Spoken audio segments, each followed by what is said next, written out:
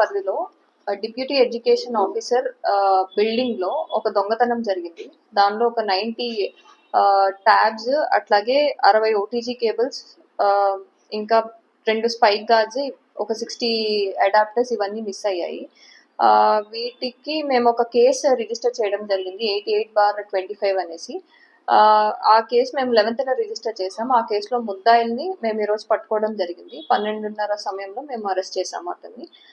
2 ముద్దాయిలు ఉన్నారు దీనిలో. ఒక ముద్దాయి పేరు షేక్ హుసేన్ వలి, ఇతనికి 20 years, ఇతను 1 town లిమిట్స్ లోనే ఉంటాడు. ఇంకొకతను మైనర్ ఉన్నారు.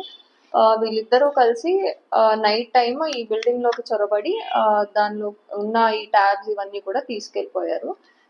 సో మేము వెంటనే కేసు రిజిస్టర్ చేసిన వెంటనే సిఐ సుధాకర్ రెడ్డి గారు అలాగే వాళ్ళ టీమ్ ఇన్వెస్టిగేషన్ చేపట్టి వెంటనే ముద్దాయిల్ని పట్టుకోవడం అయినది.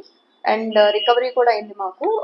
మొత్తం 90 ట్యాబ్స్ లో మొత్తం 77 ట్యాబ్స్ వరకు రికవర్ అయ్యాయి. అలాగే మిగిలిన 150 ఒక 60 అడాప్టర్స్, ఓటీజీ కేబుల్స్, అలాగే స్పైక్ గార్డ్స్ మొత్తం కూడా టోటల్ ప్రాపర్టీ రికవరీ అయింది. మొత్తం ప్రాపర్టీ వర్త్ 6,63,000 గా ఉంటుంది.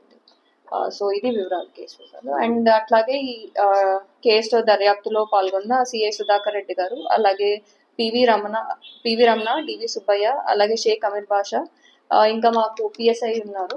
వీళ్ళందరూ కూడా చాలా మంచిగా కృషి చేసి కేసు ఛేదించడం అయింది. ఇది వివరాలు. ఇంతకు ముందు ఏమి కేసు లేదు.